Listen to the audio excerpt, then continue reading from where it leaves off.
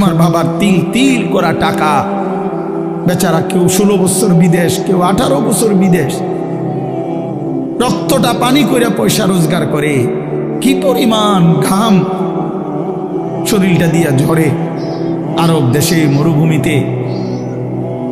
আহা, 12 ঘন্টা 14 ঘন্টা 16 ঘন্টা ডিউটি করে প্রবাসী, কি পরিমাণ ঘাম ঝরে এক এক প্রবাসী। প্রতিটা টাকার মধ্যে, প্রতিটা দিনার দিরহামের মধ্যে, প্রতিটা রিয়ালের মধ্যে ঘামে ভিজা, ঘামে ভিজা।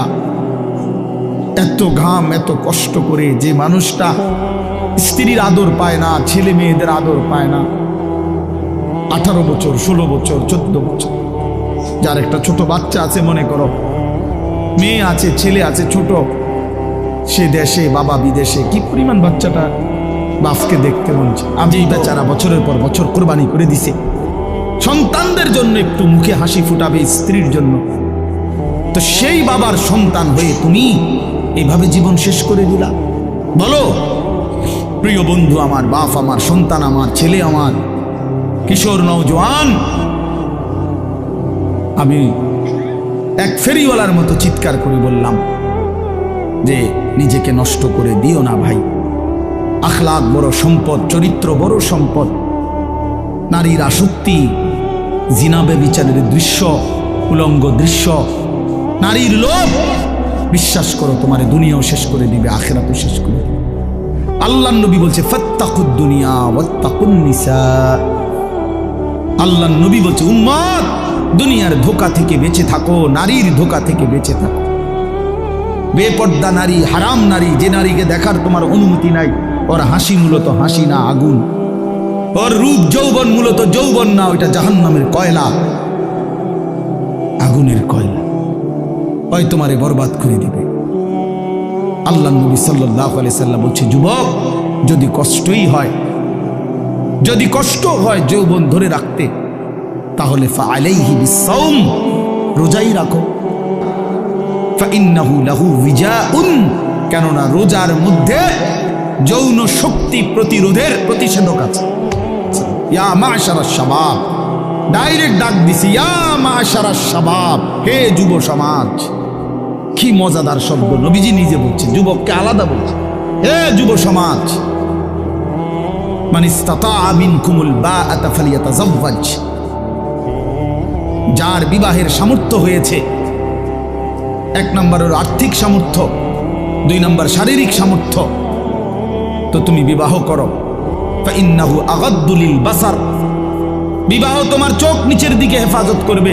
ওয়া আহসানু লিল ফারজ, লজ্জাস্থানকে পবিত্র রাখবে গুনাহ থেকে।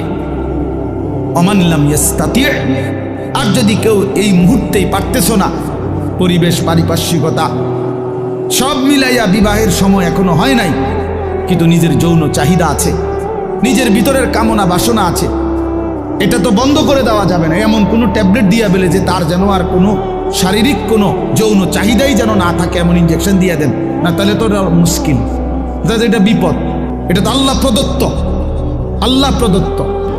আল্লাহ নবী বলেন ফাআলাইহি বিসসাওম, তাহলে তুমি রোজা রাখো। ফাইন্নাহু লাহু উইজাউন, এবং এটার মধ্যেই তোমার জন্য প্রতিষেধক রয়েছে। সবর করো, রোজা তোমাকে সবর করতে শিখাবে, রোজা তোমার চরিত্রকে পবিত্র রাখতে শুরু করে শেখাবে। এটা রাসূলুল্লাহ সাল্লাল্লাহু আলাইহি ওয়াসাল্লামের নববী প্রেসক্রিপশন, এটা নবীজির প্রেসক্রিপশন গঠন। তোমরা যারা কিশোর, নওজোয়ান, যুবক, তোমরা যারা এখনো অবিবাহিত, তোমাদের কাছে বন্ধু অনুরোধ, চরিত্রের হেফাজতের নিয়তে, অভ্যস্ত বানাবার নিয়তে, নিজের আখলাকের পবিত্রতার নিয়তে, যৌন চাহিদা, লজ্জাস্থানের চাহিদা, অশ্লীলতা, বেহায়াপনা, নর্তকী, নাচ গান, উলঙ্গ ছবি দেখা, নারীকে নিয়ে চিন্তা ভাবনা, মেয়েকে নিয়ে অশ্লীল চিন্তা ভাবনা, অবৈধ কোনো প্রেম সম্পর্ক, হারাম কোনো রিলেশন, এই সব ত্যাগ করে বন্ধু 30 আল্লাহ বলেন লাআল্লাকুম তাত্তাকুন, আমি আল্লাহ ওয়াদা দিলাম মুমিন তোকে মুত্তাকি বানিয়ে দেব। কেউ নিজের ইচ্ছায় মরে না, মরতে চায়ও না, কিন্তু এক অদৃশ্য মালিক তাদেরকে নিয়ে যাচ্ছেন। কেন নিয়ে যাচ্ছেন, কোথায় নিয়ে যাচ্ছেন, শেষ পর্যন্ত এর পরিণতি কি? আমাদের গন্তব্য কোথায়, মঞ্জিল কোথায়, এই বিষয়গুলো নিয়ে ভাবা, ফিকির করা, এটা অনেক বড় নিয়ামত। আর শুধু দুনিয়া খাইলাম, ঘুমাইলাম, পেশাব পায়খানা করলাম, যৌন চাহিদা পূরণ করলাম, লজ্জাস্থানের চাহিদা পূরণ করলাম, যা মন চাই তাই করলাম, প্রিয় ভাই, এটা কাফির মুশরিকদের স্বভাব। কোরআনুল কারীমে স্পষ্ট আছে, আল্লাহ তাআলা বলেন কাফিরদের কথা হলো মা হিয়া ইল্লা হায়াতুনা দুনিয়া, জীবন বলতে আর কিছুই নয়, শুধুই দুনিয়া, এটাই জীবন। নামুতু ওয়া নাহইয়া, মরছি বাঁচতেছি, কেউ মরে কেউ বাঁচে, এই জীবন। খাইয়া পয়রা দুনিয়া, ভোগ বিলাসিতার দুনিয়া, চাওয়া পাওয়া, প্রাপ্তি অপ্রাপ্তি, সবটাই দুনিয়া।